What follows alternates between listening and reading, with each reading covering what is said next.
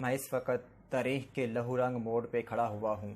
Hulagu اور چنگیز خان کے وارث انسانیت کی قبائی نور کو تار تار کر رہے ہیں۔ انسانی خون کو ماندے آب ارزاں کرنے والے عصر حاضر کے نمرود اور شداد انسانی لاشوں کے ڈھیر پر کھڑے ہیں اور ذرائع ابلاغ کی چوکاچون کا سہارا لے کر اصرار کر رہے ہیں کہ ہمیں مانو، ہمیں تسلیم کرو کہ ہم ہی امن و سلامتی کے عالم بردار ہیں۔ مگر جناب صدر، اچانک تاریخ انسانیت اس اولاد تاتار کے سامراجی طلسم کو پارا پارا کر دیتی ہے اور وقت کی ایک ہی جست مجھے 1400 سال پہلے کے خطہ حجاز میں لے جاتی ہے۔ وہ خطہ حجاز جہاں سے امن و سلامتی کے سب سے بڑے علم بردار جناب محمد رسول اللہ صلی اللہ علیہ وآلہ وسلم نے ظلم و ستم کے ریگستانوں میں گلستان انسانیت کو اس شان سے بہار جادوانی سے ہمکنار کیا کہ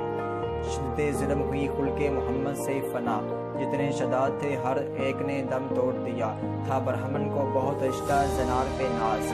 آپ سے سلسلہ جوڑا تو صنم توڑ دیا۔ جناب صدر، اس حقیقت کے گواہ اپنے ہی نہیں بیگانے بھی ہیں۔ امن و سلامتی کے سب سے بڑے علم بردار حضور صلی اللہ علیہ وآلہ وسلم کی شخصیت مبارکہ ہے۔ رب کریم نے آپ کو رحمت للعالمین بنایا، آپ نے شفیع المذنبین ہونے کا احساس پایا، قدرت نے آپ کے سر پر خلق عظیم کا تاج سجایا، آپ کے پیغام امن و سلامتی کی قوت نے آپ کے پیغام امن و سلامتی کی قوت نے ہر قوت کو جھکایا۔ ماضی ہو یا حال اور مستقبل، ہر زمانے نے آپ کے سایہ رحمت علیہ قرار پایا۔ محترم سامعین، میرے حضور صلی اللہ علیہ وآلہ وسلم نے زندگی کے ہر موڑ پہ امن و سلامتی کے پھول کھلائے۔ مکہ کے عام شہری کی حیثیت سے، مدینہ کے تاجدار اللہ کی حیثیت سے، غزوات کے فاتح اور کشور کشا کی حیثیت سے ہر مقام پہ آپ امن و سلامتی کی نوید دیتے ہوئے نظر آتے ہیں۔ ہجرت سے قبل آپ مکہ میں تھے تو آپ کے جان سالوں کی تعداد سینکڑوں میں تھی، مگر آپ نے کہیں بھی قتل و غارت گری کی مثال قائم نہیں کی۔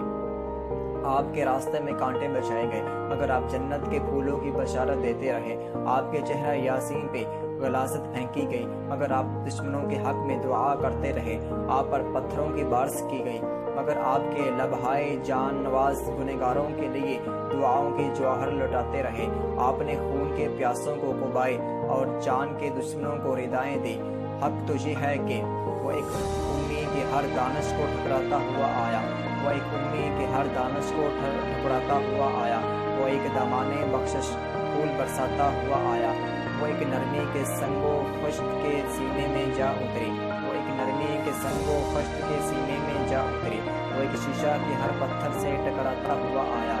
تیرے در کے سوا آسودگی دل کہاں ملتی، تیرے در پہ زمانہ ٹھوکریں کھاتا ہوا آیا۔ محترم سامعین، میرے آقا مدینہ تشریف لائے تو یہود و نصارہ کے ساتھ امن و سلامتی اور بقائے باہمی کا معاہدہ کیا گیا۔ طاقت بڑھی تو بزور شمشیر طاقت منوانے کی کوشش نہیں کی گئی، تلوار اٹھائی تو اہل ایمان کی نصرت اور مظلوموں کی حمایت میں۔ تاریخ شاہد ہے کہ بعض اوقات امن و سلامتی کی بقا کے لیے جنگ ناگزیر ہو جاتی ہے۔ آپ نے اگر تلوار اٹھائی تو اس عزم کے ساتھ کہ وقت کی کوکھ سے جنم لینے والے ہر کیسر و کسرا کا خاتمہ کر دیا جائے گا تاکہ امن و سلامتی کے لیے ترسنے والے سکون کا سانس لے سکے۔ محترم سامعین، میرے حضور صلی اللہ علیہ وآلہ وسلم پیامبر امن و سلامتی ہیں۔ اس وقت بھی جب آپ بدر، احد، خندق اور حنین کی معرکہ آرائیوں میں مصروف تھے، اور اس وقت بھی جب آپ عالم عرب تسخیر کر چکے تھے اور آپ کے مجاہدوں کے گھوڑوں کی ٹاپ وقت کے فرعونوں کو گردنیں جھکانے پہ مجبور کر رہی تھی، شہر فتح ہو رہے تھے، علاقے تسخیر ہو رہے تھے، وحشت و بربریت کے خونی ماحول میں فتح نصرت کی ایک نئی کتاب انقلاب رقم ہو رہی تھی۔ وہ کتاب انقلاب جس کا پیش لفظ محبوب خدا صلی اللہ علیہ وآلہ وسلم نے تلوار کی نوک سے نہیں بلکہ امن و سلامتی کے گل و لالہ کی مہک سے تحریر کیا تھا۔ محترم سامعین، احادیث اور تواریخ اس بات پہ شاہد ہے کہ جب انقلاب مصطفی صلی اللہ علیہ وآلہ وسلم اپنی قوت منوا چکا تھا تو اس وقت بھی آپ عساکر اسلام کو روانہ کرتے تو آپ یوں فرمایا کرتے تھے: سرسبز کھیتوں کو برباد مت کرنا، کمزور بچوں اور عورتوں کو قتل نہ کرنا، ان مردوں کو بھی قتل نہ کرنا جو جنگ کرنے کے قابل نہیں، جو جنگ کرنے سے گھبراتے ہیں، جہاں گفتگو سے کام نکلے وہاں تلوار نہ اٹھانا۔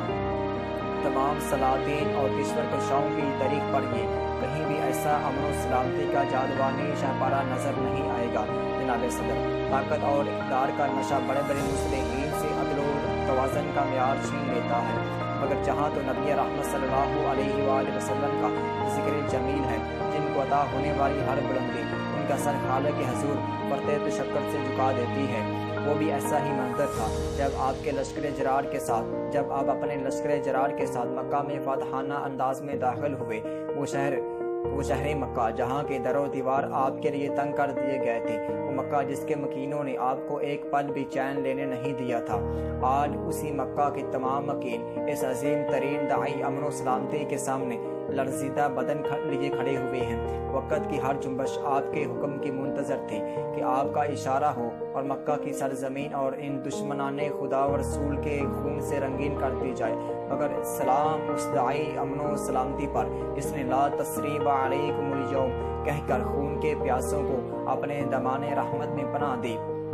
محترم سامعین، نبی رحمت صلی اللہ علیہ وآلہ وسلم نے امن و سلامتی کا جو پرچم بلند کیا تھا وہ آج بھی سر بلند ہے۔ آپ کا محتاب امن و سلامتی آج بھی ورفعنا لک ذکرک کی ضیائیں بکھیر رہا ہے، مگر افسوس ہم نے اس روشنی سے منہ پھیر کر دلوں کے دروازے مقفل کر دیے ہیں۔ نبی رحمت کے نام لیواؤں نے عبادت گاہوں کو مورچوں میں تبدیل کر لیا ہے، ضمیر کے سوتے خشک اور دلوں کے گلشن بنجر ہو چکے ہیں۔ ہماری سجدہ گاہیں مارکی خون سے سرخ ہو رہی ہیں۔ اس کا سبب یہ ہے کہ ہم نبی رحمت سے محبت کے دعویٰ دار بھی ہیں اور ہمارے ہی ہاتھوں سے قبائے امن و سلامتی چاک ہو رہی ہے۔ ہم توحید اور رسالت کے وارث بھی کہلاتے ہیں اور ہماری آستینوں میں فرقہ واریت کے خنجر بھی پوشیدہ ہیں۔ جناب والا، ان حالات کے تناظر میں تاریخ انسانیت کے سب سے بڑے داعی امن و سلامتی حضور صلی اللہ علیہ وسلم کے حضور اپنی زیب و حالی کا استغاثہ پیش کرتے ہوئے اجازت چاہوں گا کہ